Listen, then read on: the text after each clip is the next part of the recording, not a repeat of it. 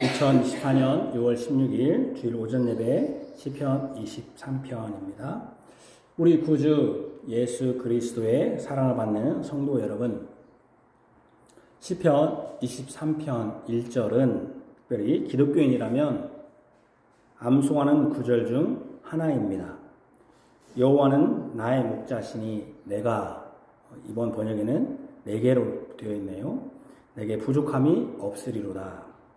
여호와께서 나의 목자가 되시기 때문에 내가 부족함이 없다고 고백할 수 있습니다. 다윗은 왕이 되기 전에 양을 돌보는 목자였습니다. 양을 돌보는 목자로서 그는 항상 부족함을 느꼈을 것입니다. 양에게 먹일 좋은 풀과 물, 거기다 양을 노리는 짐승들로부터 피할 수 있는 안락한 공간 등 어느 것 하나 부족함이 없이 만족스럽지 못했을 것입니다. 이를 통해서 자신이 얼마나 나약하고 연약한 목자인가를 인정하게 되었을 것입니다. 양이 자신을 목자로 여기고 따르지만 자신도 양을 책임지는 목자지만 다윗이나 양이나 상호간에 만족스러운 존재들이 아니었을 것입니다. 다윗은 자신의 위치에서 진정한 목자, 진정으로 양에 합당한 목자가 누구인가를 생각했을 것이고 이것이 시편 23편의 내용이라 할 수 있습니다.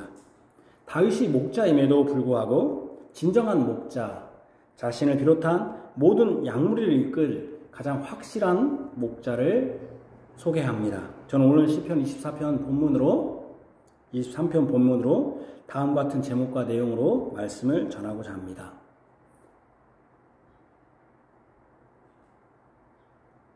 여러분, 인터넷은 제가 이거 지금 하라고 한 거 다른 거 하면 안 됩니다. 예수님이 나의 목자가 되시니 나는 부족함이 없다. 나를 안위하신다. 예수님의 집에 영원히 살리라. 우리는 나는 부족함이 없다. 예수님의 나의 목자가 되시니 나의 부족함이 없다. 우리는 하나님을 믿음에도 불구하고 항상 여전히 부족함을 느낍니다. 이 부족함은 우리가 죽기 전에는 채울 수 없는 욕심과 같습니다. 그래서 이 1절의 부족함을 영어로는 두 단어로 표현했습니다. 어떤 성경, NIV 성경에는 부족이라는 렉, 발음 좋지 않으니까 이해해 주십시오. 부족이라는 렉이라는 단어를 썼다면 어떤 성경, ESV나 KJV, 킹제임스 버전에는 원함, 욕망의 want, 뭔가를 바란다, 소망한다는 want, 또는 어떤 영어 성경, NASB에서는 필요라는 게 욕망이라는 뜻도 있죠. need로 번역하였습니다. 이 번역은 부족함이 없다는 것은 어떤 것을 더 이상 필요로 하지 않고 원하지 않는 것과 동일하게 쓸 수 있다는 것입니다. 이것을 다른 말로 하면 만족이라고 할 수 있는데 단지 만족과 부족함이 없는 것의 차이는 만족은 실제로는 부족한데도 그것으로 족한 줄로 아는 것이 만족이라면 부족함이 없는 것은 풍부하기 때문에 더 이상 무엇인가 필요한 어떤 것을 얻고자 원하거나 욕심내지 않는 것입니다. 그렇죠? 만족은 부족한데 그걸로 족한 줄 아는 거지만 부족함이 없는 것은 더 풍부해서 더 이상 원하지 않는 것. 이런 점에서 보면 여기 부족함은 부족한데도 족한 줄로 아는 만족과는 구별됩니다. 실제로 부족하기 때문에, 풍부하기 때문에 부족함이 없다고 하는 것이고 풍부하기 때문에 더 이상 원하지 않는 것이 여기 부족함이 없다. 그래서 영어 성경 렉이라는 부족이라는 단어를 썼지만 want, 나는 더 이상 원하는 것이 없습니다. I don't want, 나는 더 이상 원하는 게 없습니다. 또는 need, 나는 더 이상 욕망, 필요한 게 없습니다. 그렇게 쓰인 것입니다. 풍부하기 때문에 더 이상 원하지 않는 것이 여기 부족함이 없다는 것입니다. 그런데 우리는 삶에서 항상 부족하죠. 부족하지 않는 사람이 아무도 없습니다. 그러죠? 뭐든 다 부족해요. 건강이 부족하고, 학교 공부가 부족하고, 잠이 부족하고, 수입이 부족하고, 아이가 부족하고, 다 부족한 게 얼마나 많습니까? 그렇다면 우리는 이 부족함이 없는 것, 즉 더 이상 원하는 것이 없는 것과 여호와의 관계, 그리고 여호와가 목자가 되는 것이 부족함이 없는 것과의 관계를 생각해야 됩니다. 그러니까 부족함이 없는 것을 뭘로 비교했냐면은 여호와 때문에, 또 여호와가 목자기 때문에, 그래서 더 이상 부족함이 없는 것과 여호와의 관계, 특별히 여호와가 목자가 되는 것이 내 부족함이 없는 것과 어떤 관계가 있는가, 이렇게 생각해야 됩니다. 다윗이 목자이기 때문에 양들에게 물이 부족하다면 좋은 관계시설을 구비한다든지, 좋은 목초지를 구비시킨다든지, 또는 목초지가 부족하면 적절하게 양의 수를 조절해서 적절한 목초지와 물 부족을 해결할 수 있을 것인데, 그렇죠. 예를 들면 우리가 부족하다면, 자식이 부족하다면 뭐 양자로 삼아도 되고, 자식이 공부가 부족하면 공부를 메꿀 수 있는 과외를 시키면 되고, 또 건강이 부족하면 병원에 차 치료를 받으면 되고, 돈이 부족하면 수입을 많이 얻는 것을 하면 되고, 그렇게 하면 되는데, 그게 아니라, 그런 것을 한 게 아니라 이 모든 것을 차치하고 여호와가 나의 목자가 되셔야 내가 부족함이 없다고 하는지를 생각해야 한다는 것이죠. 왜 여호와가 그런 건 관계시설 잘하고, 또 이 시대에 내가 부족하다면, 집이 좀 평수가 부족하다면 너무 평수 이사 가면 되는 것이고, 그걸 소원하면 되는데, 그런 거 다 차치하고 왜 여호와가, 그리고 여호와가 목자가 되어야 부족함이 없는가? 그러니까 이 말은 다른 말로 말하면, 아무리 이 세상에 아무리 부자라도 부족함이 있다 없다, 여호와가 없으면, 여호와가 목자가 아니면 부족함이 있다. 그러니까 삼성그룹 회장도, 어떤 사람도 여호와가 없으면, 여호와가 목자가 아니면 어떤 사람도 그 마음에 부족함이 있고, 그 부족함이 있고, 부족함이 있다는 것은 다른 말로 말하면 어떤 말이냐면은 욕망, 욕심, need, want, 이런 욕심과 욕망이 다 있다, 이런 것이겠죠. 그러니까 그런 관계를 생각하자면 왜 다윗은 이렇게 생각했을까? 사람이 원래 근원적으로 우리가 근원적으로 보자, 뿌리를 가보자는 거예요. 했었는가? 원래 우리는 부족한 사람이었는가? 부족한 존재였는가? 우리가 그 근원적인 걸 가보자는 거죠. 그러니까 근원적으로 부족하니까 항상 부족할 수밖에 없는 것인가? 그러죠? 우리가 원래 부족했는가? 근원적으로 사람은 원래 부족했습니까? 손 들어보세요. 원래 부족했다, 사람은. 근원적으로 부족하다, 사람은. 근원적으로. 아니다, 안 부족하다, 사람은 원래 안 부족했다. 손 들어보세요. 네. 다시요. 근원적으로 부족했다. 손 들어보세요. 근원적으로 부족했다. 네. 근원적으로 부족하지 않았다. 네. 또 안 들은 사람이 또 하나 있네. 또 두 번째는 또 다시요. 그 사표시로 정확히 하셔야 돼요. 근원적으로 부족했다. 예능을 찍는 사람은 근원적으로 부족했다고 해야죠. 자기가 이렇게 말을 할 수 있으니까, 텔레비랑. 우리는 원래 근원적으로 부족하지 않는 것이죠. 근원적으로 부족했는가 생각할 때, 근원적 부족으로 인해서 무엇인가를 더 원하는, 채울 수 없는 부족에 대한 욕망으로 가득했는가 하는 점입니다. 첫사람 아담은 부족할 것이 없었습니다. 에덴에는 그에게 필요한 모든 것이 충분했고 충만했습니다. 에덴 중앙에 있는 선악을 알게 하는 나무의 열매를 먹지 말라고 한 것으로 그것이 부족했다고 할 수 없습니다. 그는 그것을 평상시에는 먹고자 하지도 않았습니다. 그러나 그 선악을 알게 하는 나무의 열매를 얻고자 하는 욕망, 자신에게 부족하다고 인식하게 한 것은 하나님이 아니라 사탄이었습니다. 하나님의 말씀을 순종했을 때는 그에게 어떤 것도 부족하다고 생각하지 않았고 실제로 부족하지도 않았습니다. 그러니 그는 하나님이 선악을 알게 하는 나무의 열매를 먹지 말라고 할 때 그것을 먹고자 하는 욕망을 원래 가지지도 않았습니다. 평소에 가지도 않았어요. 먹고자 하는 욕망도 가지지 않았습니다. 아까 제가 부족함이 뭐하고 똑같다고 했죠? want, 욕망. 부족하니까 뭔가 가지고 있는 욕망. 그런 욕망도 없었습니다. 선악을 알게 하는 나무 열매를 먹고자 하는 평상시에 욕망도 없었어요. 부족이 없었기 때문에. 만약 바로 내가 저 열매를 먹지 않는 것이 부족하다고 느꼈다면 하나님이 열매를 먹지 말라고 할 때 먹고자 하는 원함, 아까 제가 원트나 필요, 니드가 있어야 합니다. 그러나 아담은 그런 필요와 원함이 없었습니다. 이 말은 아담에게는 부족함이 전혀 없었기 때문입니다. 그러니까 근원적으로 사람은 부족했다, 부족하지 않았다? 부족하지 않았다는 것입니다. 원래 사람은 부족함이 없었어요. 그런데 아담이 사단의 말을 들었을 때 선악을 알게 하는 나무의 열매를 먹고자 하는 욕망, 욕구, 원트가 생긴 거예요. 원트. 부족을, 렉을 느끼고 원한 거예요. 원트한 거예요. 사탄의 말을 들었을 때 그는 부족을 느꼈고 욕망을 느꼈습니다.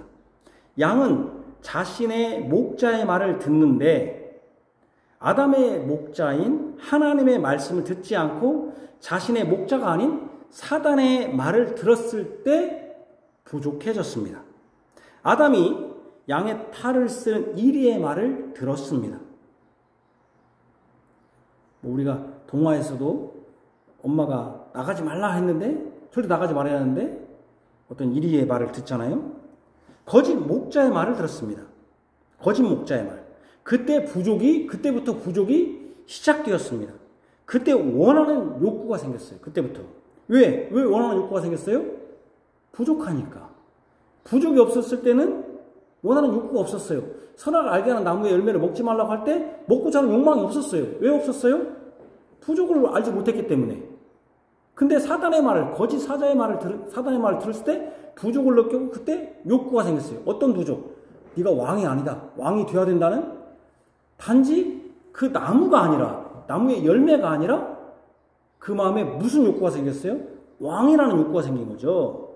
그죠? 하나님과 같이 되고자 하는 원함, 이 원트, 욕구, 필요가 생긴 겁니다.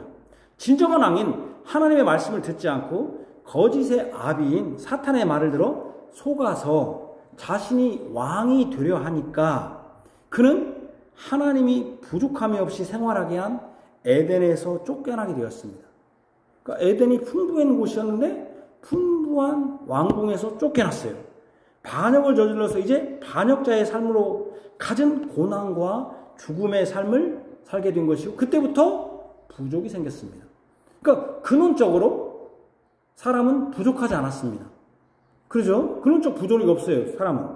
아담과 하와가 그들의 참된 목자이신 하나님의 말씀을 듣지 않았을 때 어떤 부족이 생겼습니까? 어떤 부족함이? 먼저 생명의 부족함입니다. 생명이 끊긴 것이죠. 영원한 생명인데 생명이 부족한 거죠.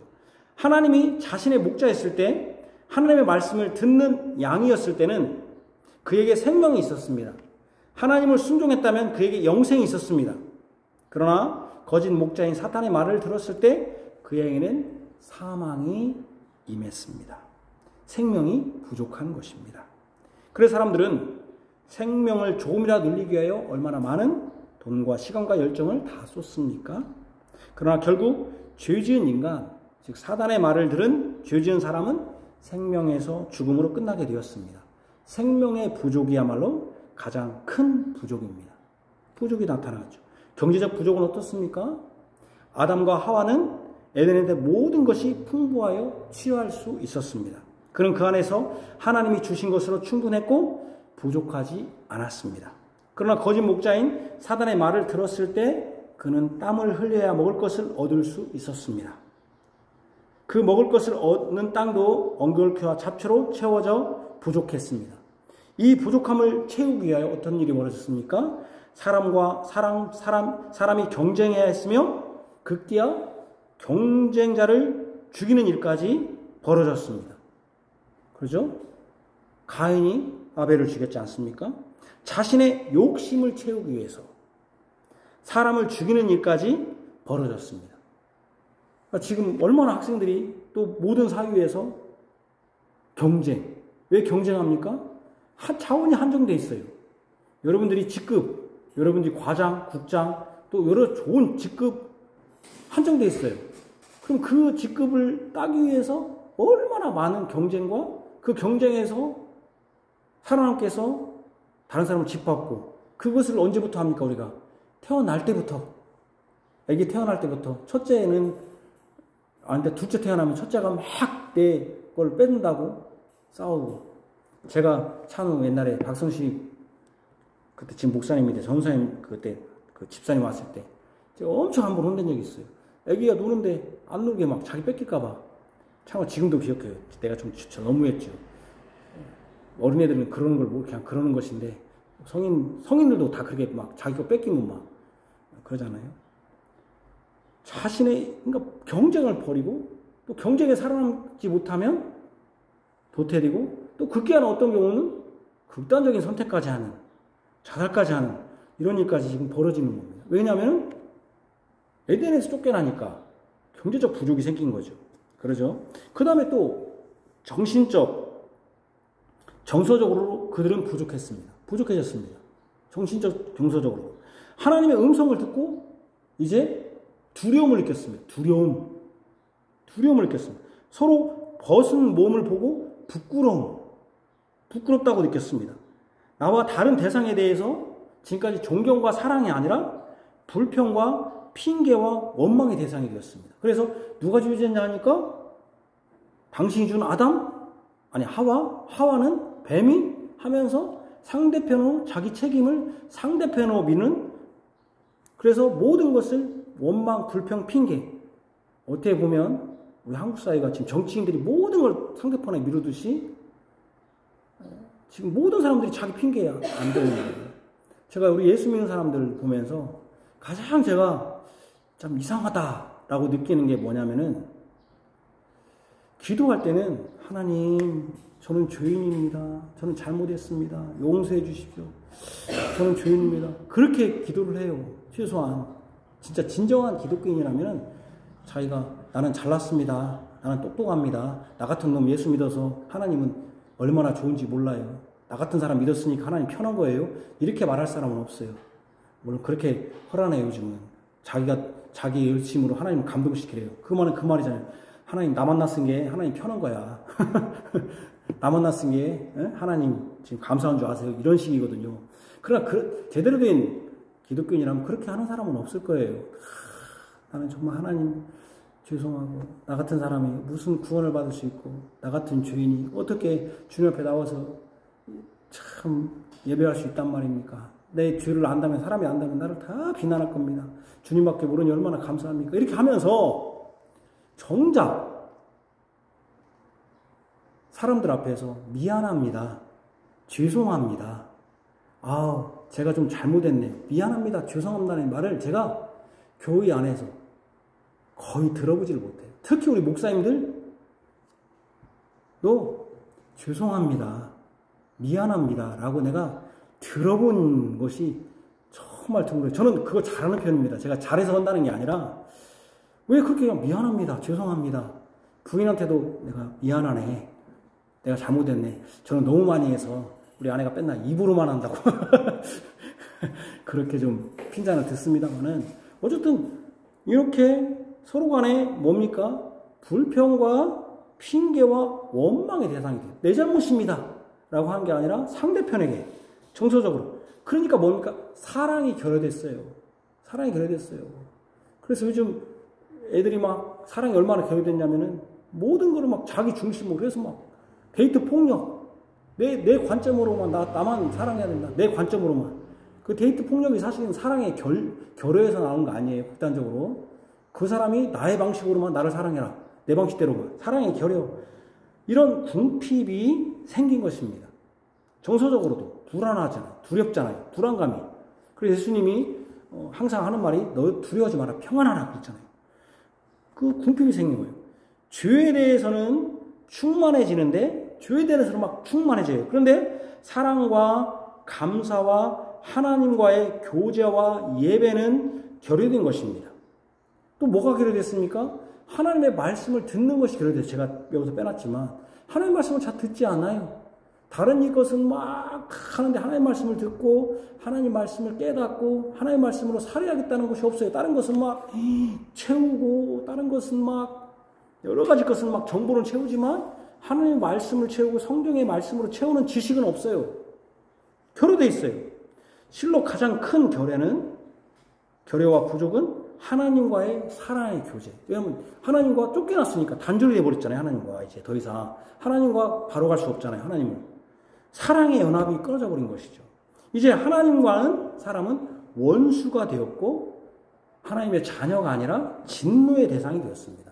화목과 상급이 결여된 것입니다. 부족해진 것입니다. 이 수많은 결여, 빈곤, 그에 대한 원함의 욕망과 욕심과 최악의 다툼과 전쟁이 어디에서 비롯되었습니까? 바로 죄 때문에 비롯되었고 바로 여호와 하나님을 주인으로 모시지 않았기 때문에. 그러니까 결여는 어디서 시작된 겁니까? 나로부터 시작된 게 아니에요. 내가 무언가 잘못해서 시작된 게 아니에요. 그래서 결여된 게 아니에요. 내가 공부를 못해서 부족한 게 아니에요. 풍부한 사람도 다 부족해요. 아무리 똑똑한 사람도 다 부족해요. 우리가 생각하지 못하는 사람들이, 연예인들이 자살하고 연예인들이 얼마나 풍부해요. 우리가 생각하면. 근데 그 사람들이 이혼해요.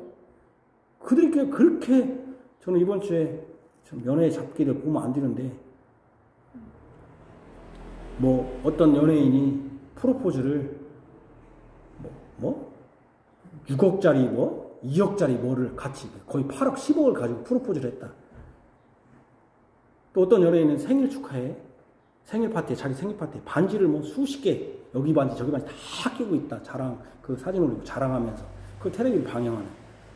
그 사람은 부족함이 없어. 근데 그렇게 생각하는데 그분이 이혼했다는 아니지만 또 몇 날 며칠 지나면 또 이혼했다. 어떤 사람 다 그렇게 나와요. 여러분 아시죠?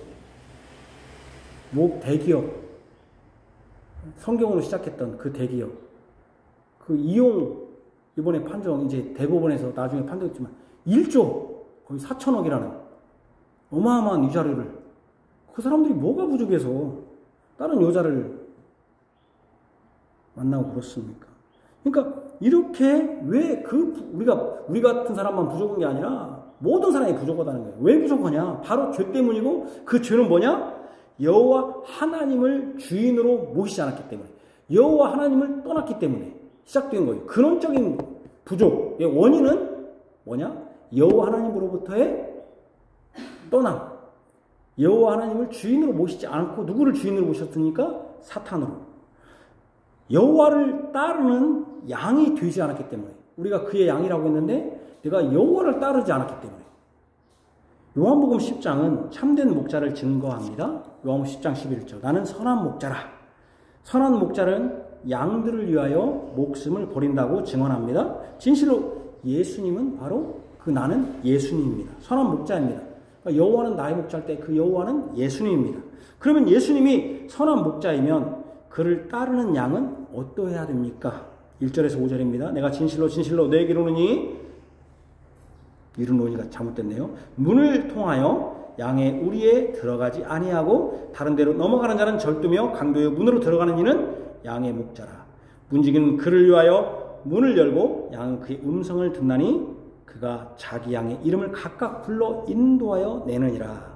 자기 양을 다 내놓은 후에 앞서가면 양들이 그의 음성을 아는 거로 따라오되 타인의 음성은 알지 못하는 거로 타인을 따르지 아니하고 도리어 도망하느니라. 그가 선한 목자의 양인가 아닌가를 판별하는 기준이 있어요. 기준이 뭐냐면은 선한 목자가 그 양의 이름을 각각 부릅니다. 각각 부릅니다. 그러니까 목자가 그의 양의 이름을, 각각의 이름을 안다는 거예요. 그러면 양들은 자기 목자의 음성을 알기 때문에 선한 목자가 열어놓은 문으로 들어간다는 거예요. 또 하나 특징이 뭐냐면 목자는 각각의 양의 이름을 알고 그 양들은 목자의 음성을 알아서 그 목자의 음성을 따라간다는 거예요. 그러죠? 요즘은 또 그렇대요. 애완견들 보면은 자기 주인도 모르고 우리 아내가 막 이렇게 오면 다 와버리대요. 정신없는 애완견들이더라고요. 그런데 그렇지 않죠. 저희 처갓집에 이번에 보니까 저 고양이는 좋아하지 않는데 어떻게 이렇게 보니까 고양이가 이렇게 새끼가 있어요. 우리 아내가 또 좋아할 것 같아서 새끼가 있다고 저는 한 번에 봤는데 4마리가 있더라고요. 근데 아내가 딱 하려고 하니까 애가 아직 새끼예요. 새끼다 보니까 젖먹이 인다는 거죠. 그러니까 저는 큰 그 고양이 있는지 모르고 한 마리만 있는 줄 알았더니 있더라고요. 그거 막 경계를 하는 거죠. 그러니까 고양이가 어떻게 하냐면 자기 엄마한테 그냥 샥 붙어버려요. 잘 따르더니 자기 엄마가 이렇게 딱 오니까 이게 사실은 목자와 양의 관계죠. 양이 목자의 음성을 듣는 거죠. 그죠? 설령 다른 목자가 양을 부르면 따르지 않고 도리어 도망갑니다. 첫사람 아담은 분명히 선한 목자이신 예수님의 음성을 들었어야 합니다. 그런데 타인의 목소리를 들었습니다. 거짓의 아비의 목소리를 들은 것입니다. 속인 것입니다. 그렇죠? 그러니까 지금 이단에 빠지고 또 여러분들이 이단에 안 빠졌더라도 하나님의 말씀을 드려야 되는데 안 들어. 그러면 여러분들은 이단에 빠진 사람이랑 똑같은 거죠. 왜냐하면 양이 아니니까. 양이라면은 목자의 음성을 분명히 듣는 것이니까. 하나님의 말씀을 듣는 것이니까. 그러면 그것이 자신의 목자의 음성인지 아닌지를 분별했어야 돼요. 분별이 중요하다고 했잖아요. 그러나 아담은 속아 넘어간 것입니다.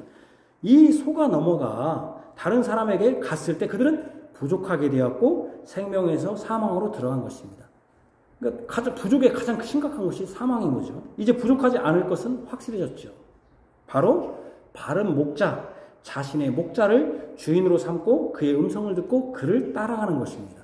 참된 선한 목자인 예수님, 참된 선한 목자는 예수님입니다. 예수님을 주로 삼고 그분의 음성을 듣고 그분을 따를 때 부족함이 없습니다.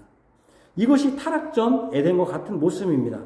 그러나 여호와 하나님이신 선한 예수님이 우리의 목자가 되고 내가 그의 양이 되었을 때 그래서 풍성해지고 부족함이 없어집니다. 그래서 아까 제가 그랬잖아요.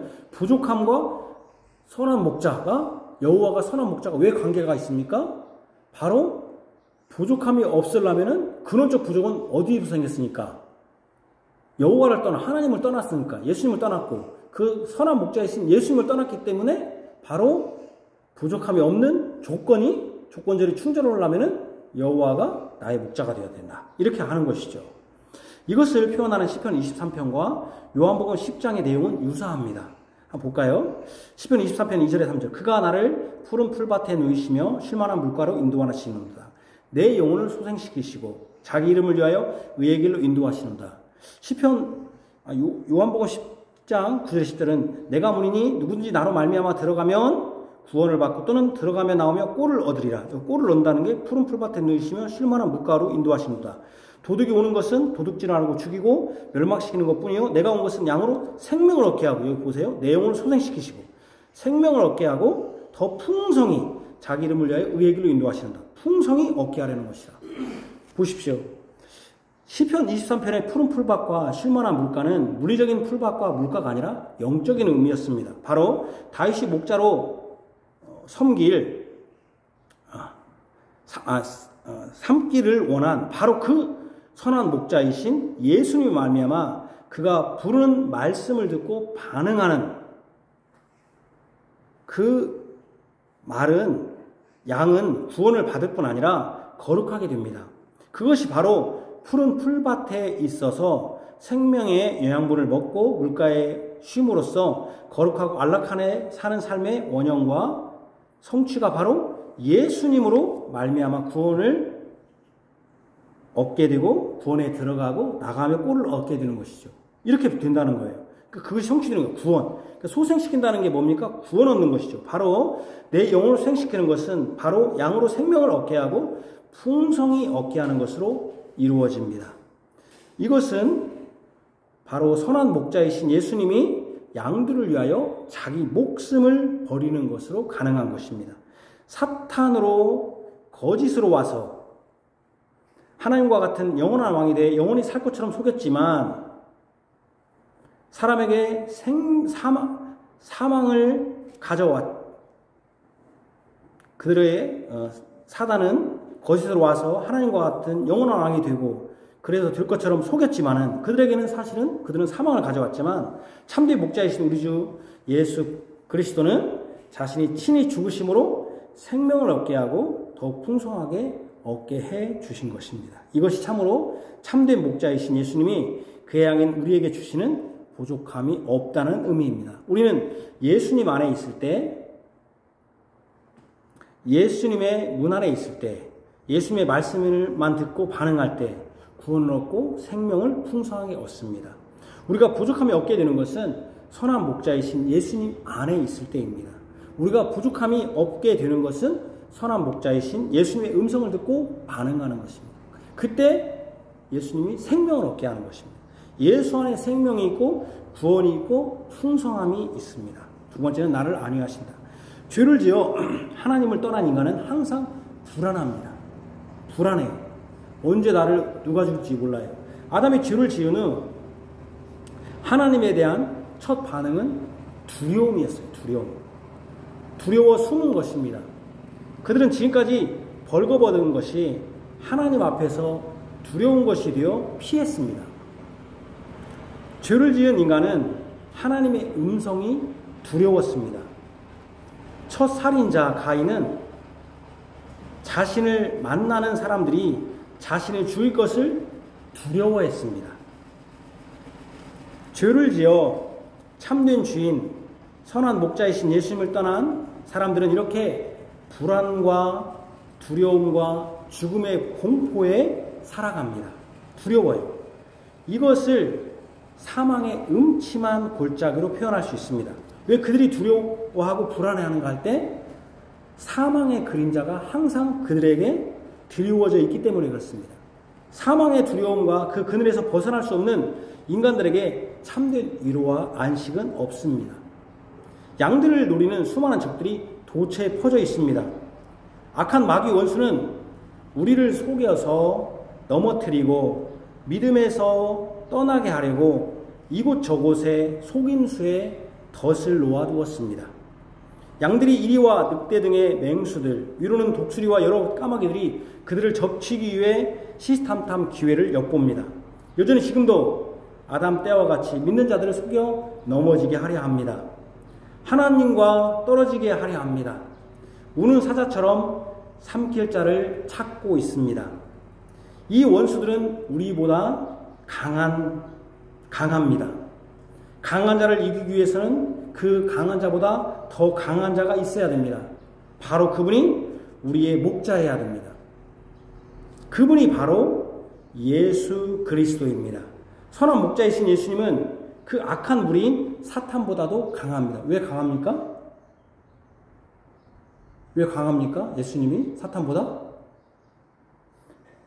왜 그렇습니까? 예수님은 창조주이시고 사단은 피조물인 천사가 타락한 것입니다. 창조주이신 예수님이 피조물인 타락한 천사인 사탄보다 강합니다. 이것을 히브리서 2장을 잘 증거합니다. 9절에 보면 오직 우리가 천사들보다 잠시 동안 못하게 하심을 입은 곧 죽음의 고난받으심으로 말미암아 영광과 존귀로 관을 쓰신 예수를 보니 이를 행하심은 하나님의 은혜로 말미암아 모든 사람을 위하여 죽음을 맛보려 하심이라. 여기 보니까 오직 천사들보다 잠시 못하게 하심을 입은 자, 천사들보다 잠시 못하게 하심을 입은 자 예수. 왜 천사들보다 잠시 못하게 되었습니까? 예수님이 죽어야 했기 때문에 또 죽어야 했기 때문에 천사는 안 죽죠. 또 죽는다는 것은 무엇을 입었다? 육신을 입었다는 거죠. 천사는 육신 안 입었잖아요. 육신을, 그러니까 천사보다 잠시 못하게 하심을 입은 자 곧 죽음의 고난을 받으심으로 말미암아 영광과 존귀와 관을 쓰신 예수를 보니 이를 행하신 하나님의 은혜로 말미암아 모든 사람에게 죽음을 맛보려 하십니다. 자네들은 혈과 육에 속하였음에 14, 15절에 보면 그도 또한 같은 모양으로 혈과 육을 함께 지니심은 죽음을 통하여 죽음을 세력을 잡은 자 곧 마귀를 멸하시며 또 죽기를 무서워함으로 한평생 매어 종로로 타는 모든 자를 놓아주려 하심이라고 그랬습니다. 예수님은 창조주이신데도 잠시 동안 천사보다 못하게 되셨습니다. 이것은 예수님이 우리와 같이 혈과 육, 즉 육신의 몸을 입으셔서 죽으시기 위해서였습니다. 이 죽으심으로 말미암아 죽음의 세력을 잡은 자인 마귀를 멸하기 위해서 그리하신 것입니다. 마귀를 멸하기 위해서 예수님 우리처럼 육신을 입으시고 죽으신 것입니다. 이로 인해 한평생 사망의 두려움에 떨면서 사망을 무기로 우리를 위협하는 사탄의 종로로 해서 구원해 주시기 위함입니다. 죄 가운데 죄에 빠진 인생은 사망의 골짜기를 지나는 인생과 같이 항상 사망을 두려워합니다.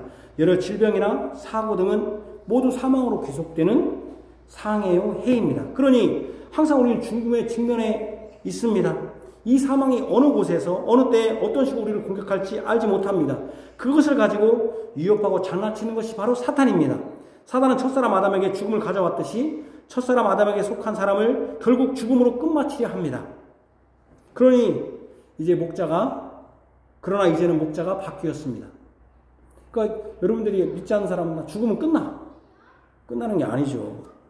이제 목자가 바뀌었습니다. 이제 주인이 바뀌었습니다. 예수님이 이 목자가 되셨고 주인이 되셨습니다. 우리와 같이 되어서 죽음으로써 죽음을 멸하시고 우리를 사탄의 종로로서 벗어나게 하셨습니다. 그래서 예수님이 뭐라고 합니까? 예수님은 길이요, 진리요, 생명. 예수 안에 생명이 있습니다. 사단은 결국 죽음이지만 예수님은 결국 뭡니까? 생명입니다. 예수를 믿는 이유는 생명입니다. 생명. 어떤 사람은 죽으면 끝난다. 그래서 영혼이 멸망한다고 합니다. 그렇지 않습니다. 다 같이 부활합니다. 믿지 않는 자도 부활합니다. 그들은 심판받기 위해서, 영원한 죽음을 막기 위해서. 그러니 사망의 음침한 골짜기를 건다 해도 나의 목자가 결국은 생명인 예수님이라면 걱정할 것이 없습니다. 결국은 사망이 예수님을 이길 수 없기 때문입니다. 예수님은 생명이기 때문입니다. 이것이 우리의 위로입니다. 안위로 번역된 단어는 위로, 컴포트와 같은 단어입니다. 우리의 진정한 위로는 선한 목자이신 예수님 안에 있습니다. 생명으로 사망을 이기신 예수님 안에 있습니다.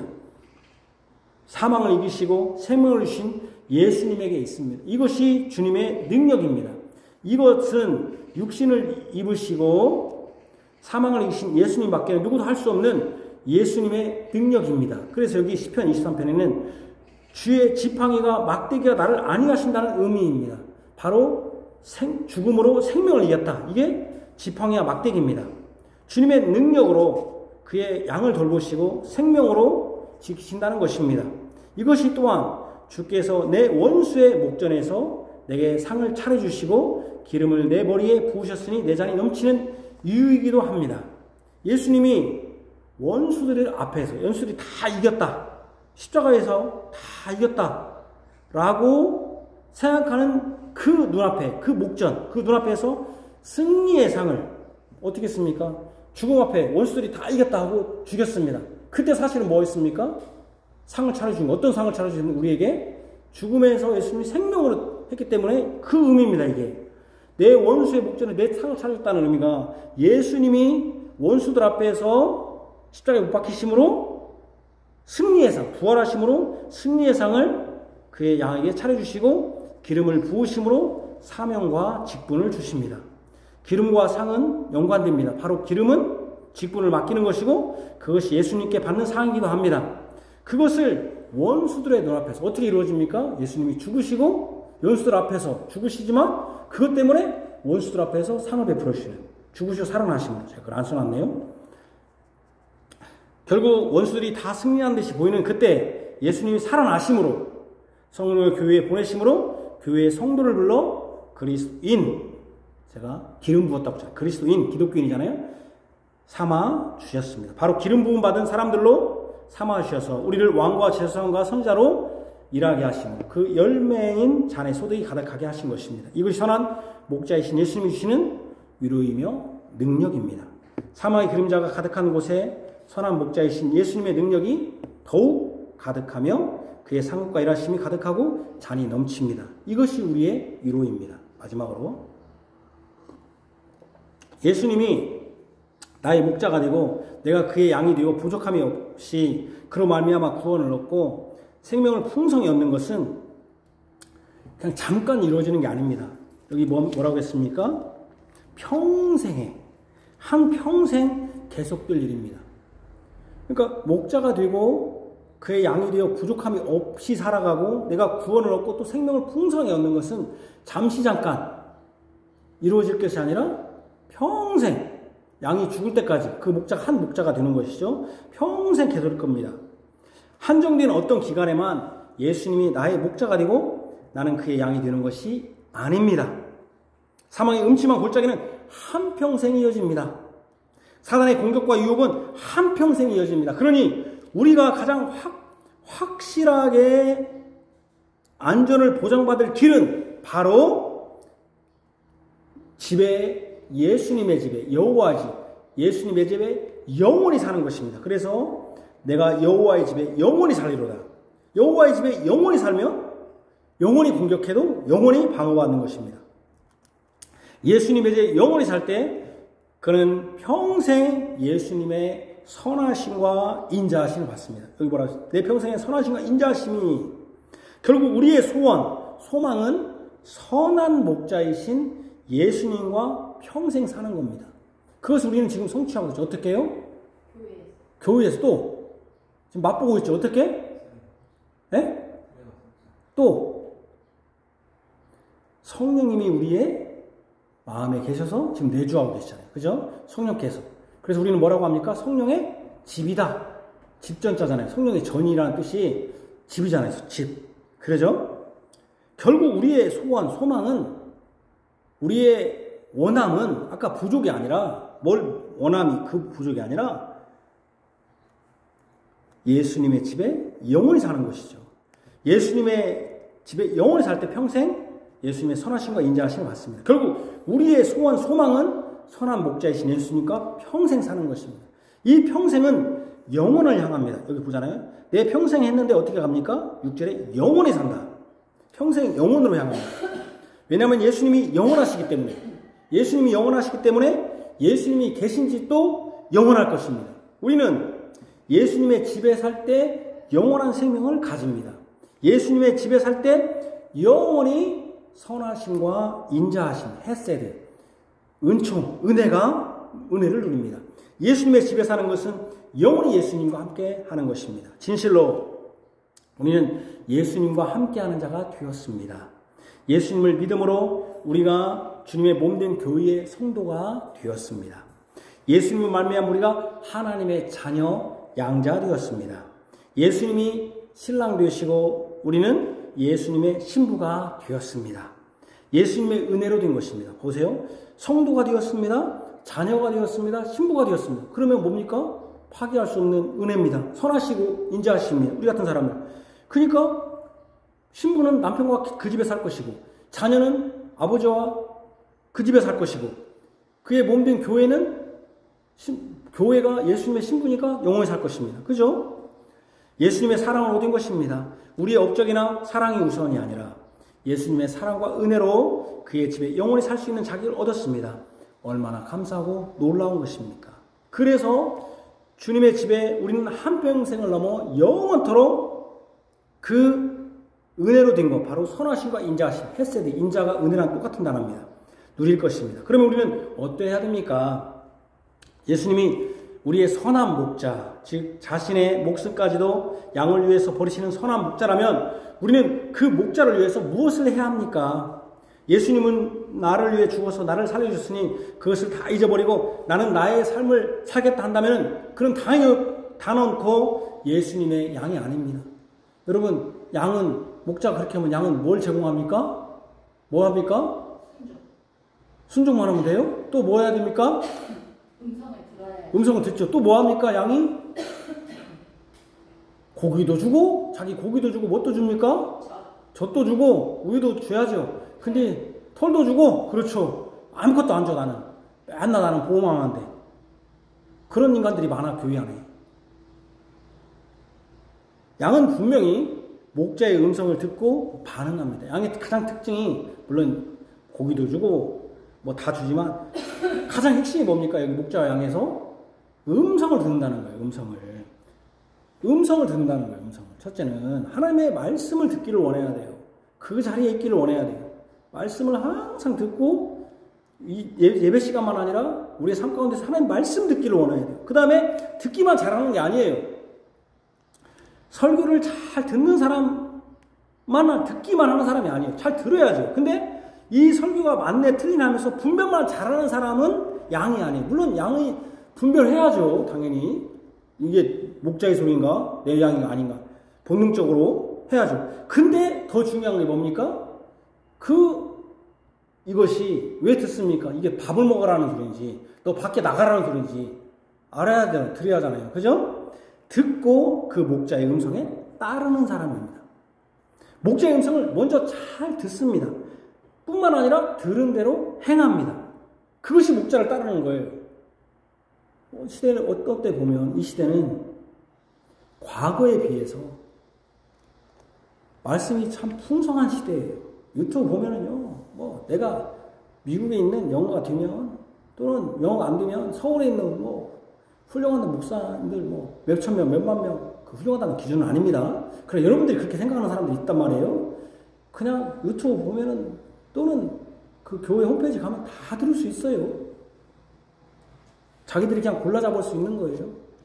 그런데 어떻습니까? 그리고 그 목사님들 다 보면은 학력이 얼마나 유창하신지 학력이 요즘 학력이 안 되면 규모 있는 교회는 목사는 못 온다는 식으로 그냥 세상 학문이 다 나는 배설물로 여겼다는데 요즘은 안 그래요. 목사들이 학력을 어떻게 좋은지 다 막 그런데 그렇게 좋은 사람들이 다 설교를 하고 그리고 그렇게 옛날에는 그냥 무가다로 했지만 요즘은 얼마나 논리적인지 몰라요. 그 언변이 뛰어난지 참 말 잘하는 분들이 참 많다. 저는 말을 못 하는데 그런데 말씀대로 행하는가? 그리고 또 하나는 자기 취사 선택하고 듣는 대로 행하는 거죠. 그게 목자를 따른다는 의미예요.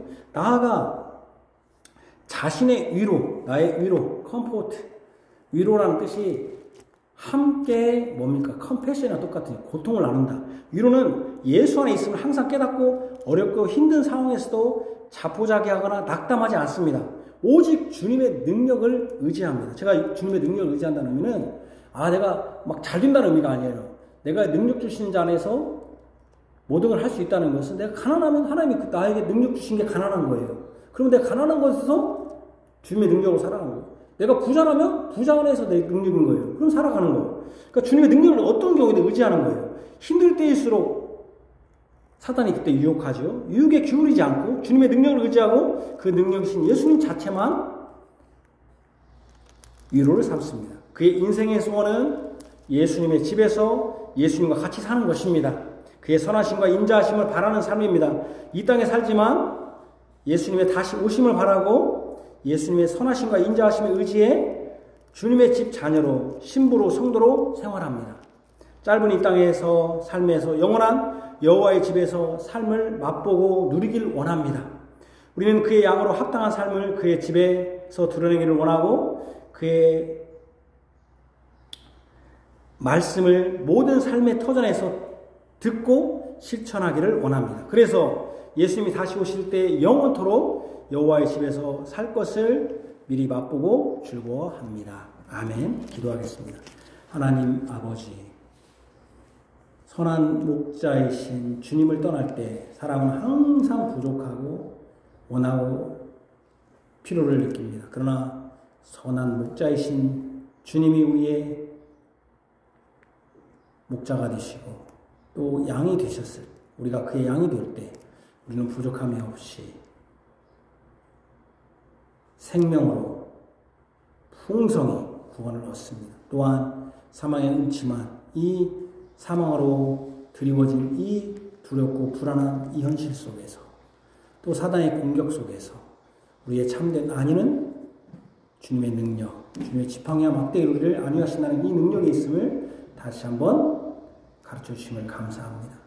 정말 우리는 이 땅의 순례자의 삶입니다. 우리가 살 곳은 영원토록 예수님의 집에 사는 것입니다. 평생의 소원이 영원토록 주님의 집에 살아서 주님의 자녀로, 주님의 성도로, 주님의 신부로, 주님의 교회로 영원토록 주의 선하심과 인자하심을 누리는 것입니다. 주님, 이 땅에서 선한 목자이신 주님의 양을 따르고 그 양의 음성을 듣고 따르며 이 땅에서 먼저 주님으로 말미암아 안위를 누리며 주님으로 말미암아 부족함이 없이 항상 감사하면서 예수님의 다시 오심을 바라며 이 땅에서도 성령의 집으로서 주의 인자하심과 선하심을 누리며 맛보며 살아 영원한 하나님의 집, 예수님의 집에 살기를 소망하게 하시고 그러한 백성들을 삶 가운데 하나님이 안위하시고 지켜주시고 돌봐주시고 생명으로 더욱더 풍성한 은혜 베풀어 주시기를 원합니다. 아직도 두 주인, 두 목자를 섬기고 있다면 회개하고 선한 목자이신 주님만 따르게 하여 주옵소서. 예수님 이름으로 기도합니다. 아멘.